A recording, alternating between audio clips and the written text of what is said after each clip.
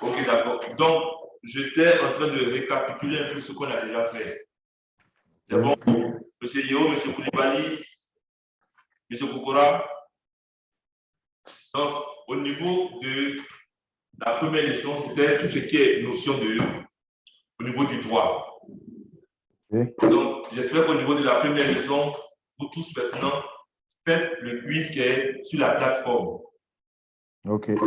La deuxième leçon, nous avons parlé de tout ce qui est concept et principe du droit international sur l'environnement. Donc, on a commencé d'abord à définir le droit sur l'environnement en définissant d'abord l'objet qui est l'environnement. Et après, on a défini le droit pour l'environnement et le droit à l'environnement, qui est deux concepts. Droit pour l'environnement et droit à l'environnement. Après ça, nous avons vu les différentes sources du droit international de l'environnement, à savoir les traités et les conventions, le droit coutumier, les principes généraux, les résolutions et les déclarations. Nous avons vu aussi les acteurs au niveau du droit de l'environnement, à savoir les États, les institutions internationales et intergouvernementales et les individus et les ONG. N'oublions pas que les ONG sont des personnes morales de droit privé, mais à but non lucratif. Et nous avons parlé après des différents concepts du droit de l'environnement. Le premier concept, nous avons parlé du développement durable. Ici, je pense que tout le monde maintenant maîtrise le fondement du développement durable. On parle de l'environnement, on parle de l'économie, et on parle de quoi aussi? Et on parle du social. Bon. Donc, voici les trois piliers. Donc, c'est un développement qui doit être écologique, économique et équitable. Voilà. Donc, en fait, on fait la différence entre l'équité et l'égalité. Ce n'est pas la même chose. On a parlé aussi du concept du droit des générations futures, parce qu'on entend toujours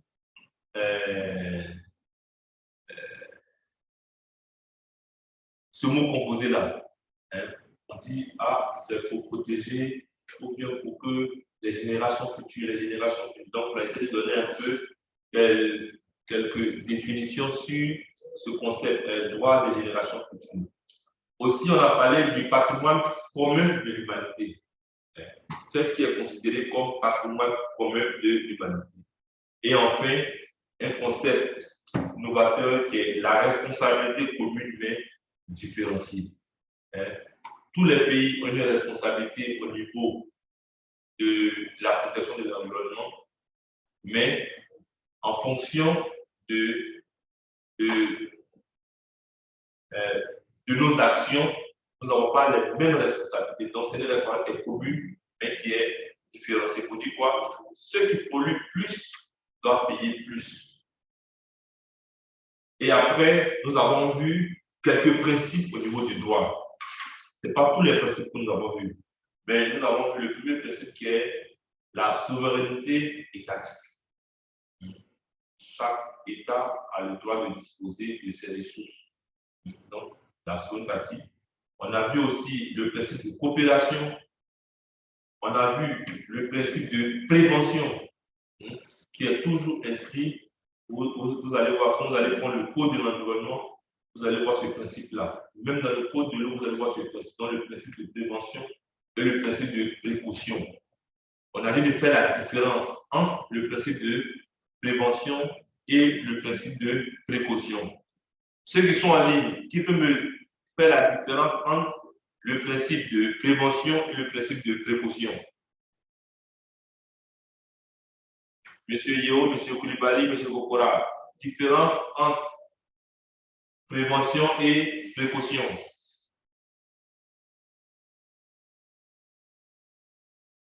On ne m'entend plus? Si, professeur, on vous entend. Oui, mais je demande, faites-moi la différence entre principe de précaution et principe de prévention. Parce que moi, je n'ai pas la réponse. Hein. Vous n'avez pas la réponse. Moi, je n'ai pas la réponse. Bon, mais est-ce que vous avez suivi le premier cours?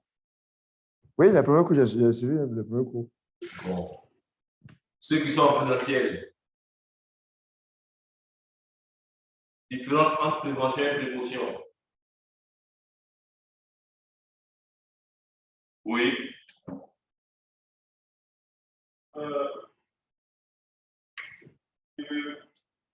Prévention, je ne vais pas un peu sur le côté pour venir. Prévention. On appelle le coup, tu veux te baser sur Non, quoi? non, c'est possible. Bon, d'accord.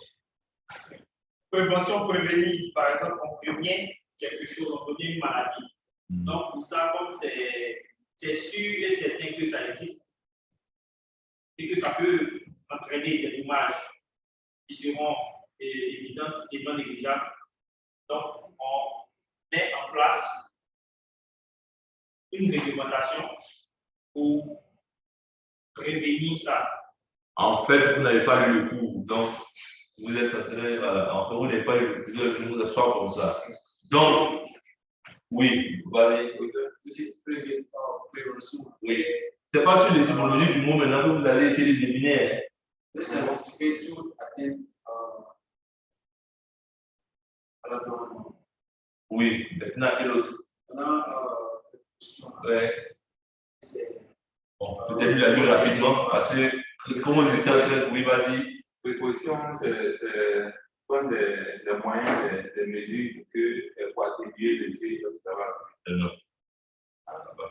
Donc, voilà. Donc, en fait, on va faire le voie sur table. Donc, vous voyez bien ces deux thèmes-là.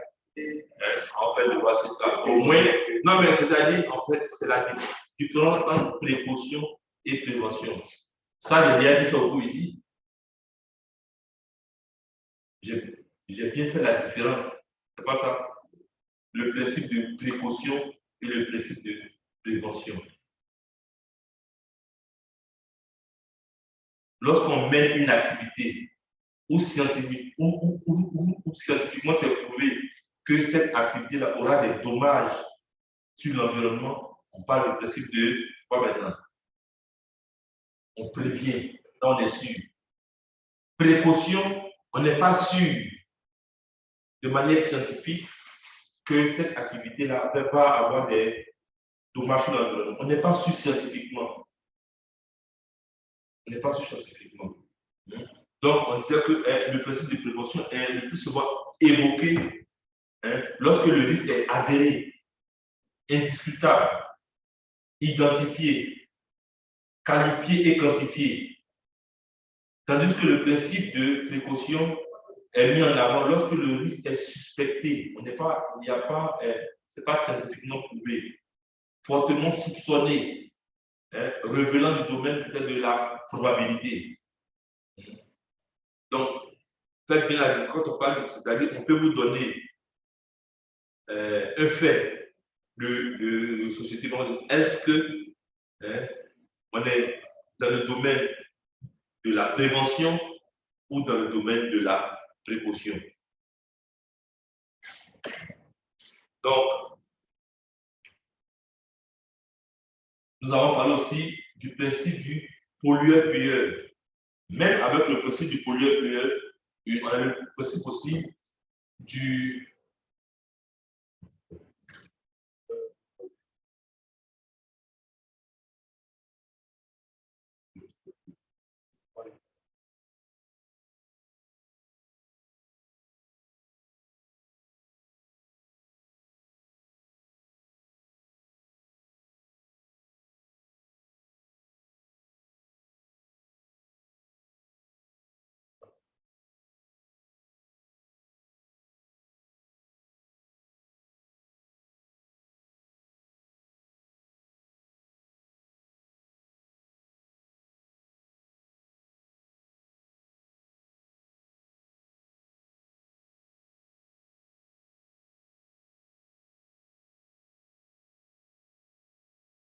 donc à côté du principe du pollueur-payeur, la différence principe. Donc ici nous avons vu quoi? Le principe du pollueur-payeur Et nous avons vu aussi le principe de la participation publique.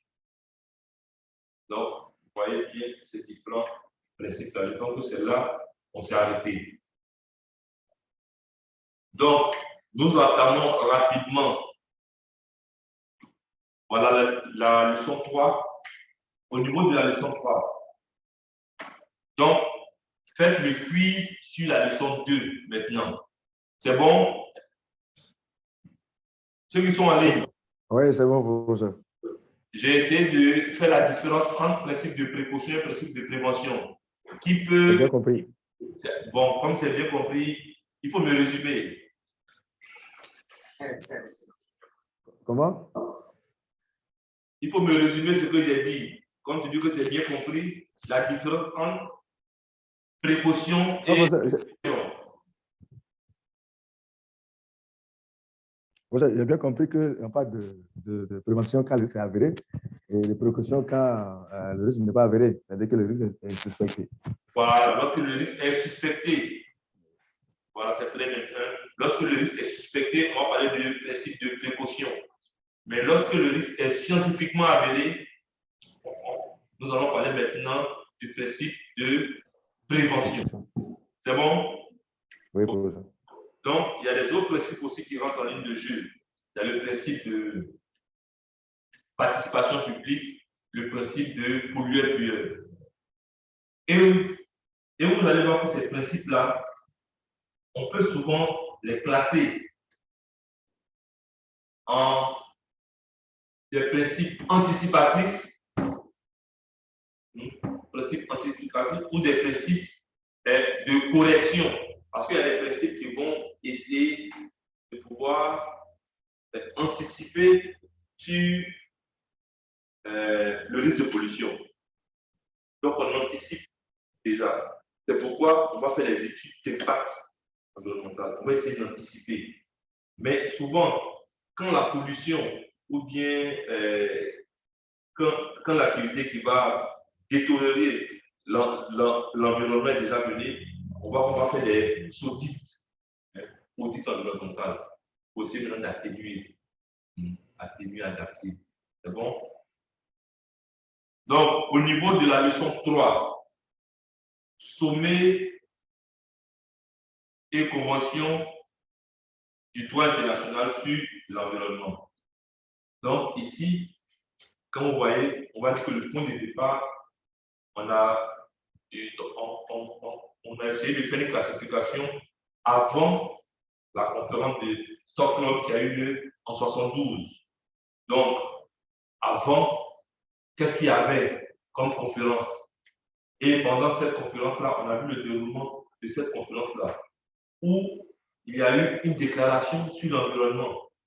Il y a eu 3 résolutions au niveau de cette conférence et il y a eu un plan d'action pour l'environnement.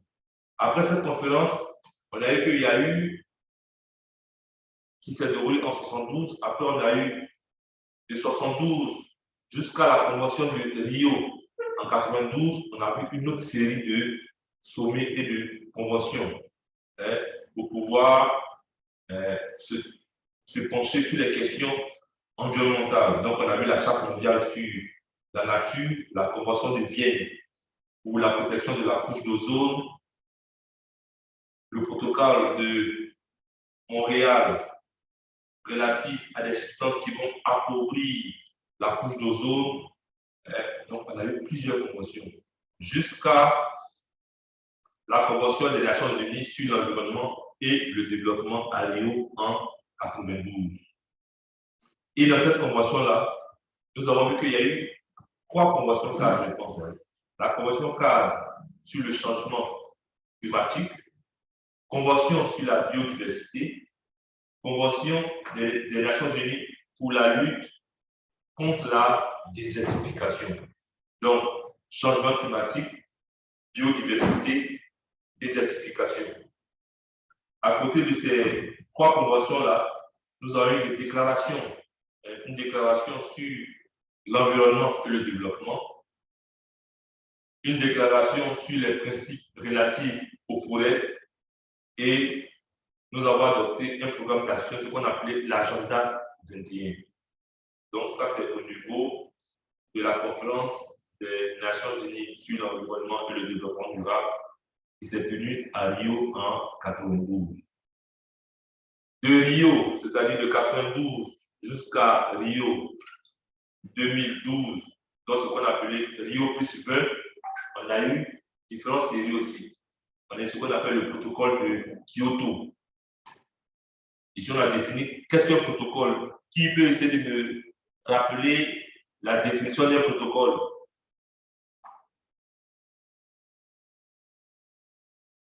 En ligne, est-ce que quelqu'un se rappelle de la définition d'un protocole?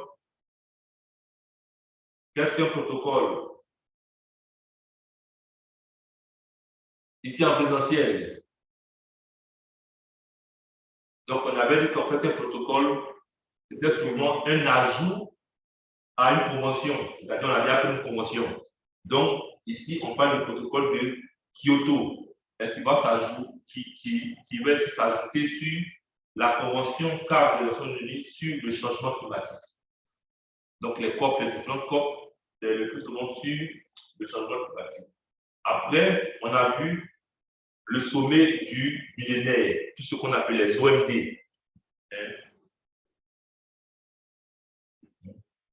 Oui. Les corps sont en fait, selon s'appuient sur la convention de Rio. Oui, c'est-à-dire à partir de comment on appelle ça, de Rio 92, comme il y a eu la convention cadre des Nations Unies sur le changement climatique, maintenant les parties prenantes, il y a eu COP et il y a eu maintenant les différents types de COP. Quand vous allez lire le document, vous allez voir. J'arrive même. Donc, on a eu le protocole de Kyoto, c'était au niveau de la COP 3. Après, on a eu le sommet du millénaire qui a défini les objectifs du millénaire pour le développement. Après, nous avons eu le sommet sur le développement durable à Johannesburg en 2002. Après, nous avons eu la conférence sur le climat. Et ça, c'était la COP 13 qui s'est déroulée à Bali en 2007. Après, nous avons eu conférence sur le climat à Copenhague. Ça, c'était la COP 15. Donc, il y a des COP majeures comme ça. Donc, COP 13, COP 15. Et à Paris, en 2000, à Paris, c'était en quelle année? À Paris, c'était en 2000. C'est la COP 21 qui a eu lieu à Paris, c'est pas ça? Voilà. Donc, il faut trouver la date. Donc, on a eu ces différents types de COP là. Donc, ici, on était de 92 jusqu'à 2012. Maintenant, à partir de 2012, on a eu différents types de sommets. On a eu maintenant le sommet sur l'objectif du développement durable, les ODD. Bon, ça, c'est en quelle année? Voilà, donc c'est eu en 2015. Donc, après, nous avons eu le sommet mondial sur. Donc, ça c'est avant 2015. Sommet mondial sur les objectifs du développement durable, où on a défini comme un ODD. Les ODD, il y en a eu combien? Oui.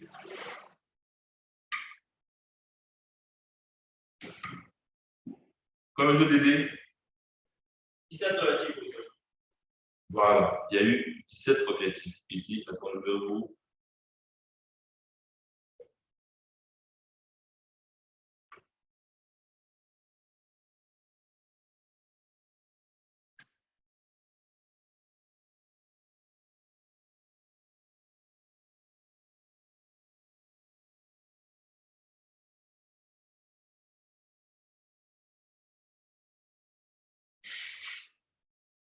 OK.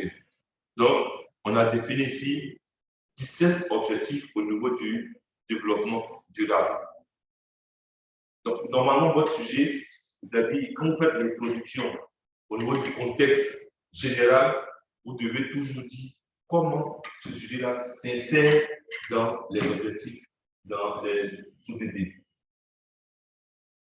Parce que quand on parle du contexte général avant d'arriver au contexte particulier de l'introduction, il faut s'appuyer sur, avant, c'était les OMD, mais qui ont pris fin, je pense, en 2012 ou en 2015. Maintenant, on est dans les ODD, les objectifs du développement durable. Donc, si vous avez un sujet qui traite peut-être sur Les autres déjà en 2016. Voilà. Donc, les zones sont en 2016, c'est pas ça? Voilà. Donc, à partir de 2016 maintenant, jusqu'à 2030 même. Voilà, jusqu'à 2030, on est dans maintenant les ODD. Donc, ces ODD-là, si votre sujet parle, ici, on a l'ODD 13 qui parle des mesures relatives à la lutte contre les changements climatiques.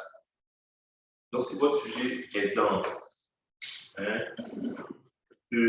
cet objectif-là, vous devez relater que l'objet est depuis les objectifs de l'ODD-là. Et comment votre sujet rentre, ça sera pas du contexte, pour aller du contexte général au contexte particulier. Donc, après avoir vu ces ODD-là, on a parlé de la conférence de Paris. Voilà. La conférence de Paris qui s'est.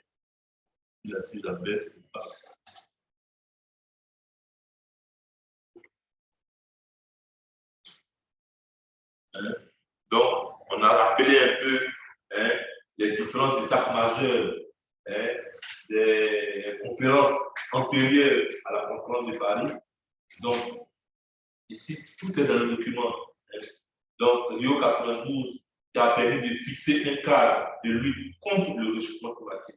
Donc, le protocole de Kyoto en 1997 qui a abouti à un premier accord contraignant en matière de la limitation des émissions de gaz à effet de serre. Donc, on essaie de définir maintenant une limite. Donc, ici, vous devez quand même vous approprier tout ça. Normalement, ce que je demandais, même souvent, je donnais aux étudiants, ils ont fait des conférences, que puissent venir exposer les résultats de ces conférences. Donc, ici, maintenant, vous pouvez faire le quiz 3. C'est bon? OK. Donc, on va mettre une petite pause avant de commencer la leçon 4. Ceux qui sont allés ici, il y a des préoccupations, je vous écoute. Monsieur Yeo, Monsieur Koulibaly, Monsieur Kokora. Allez.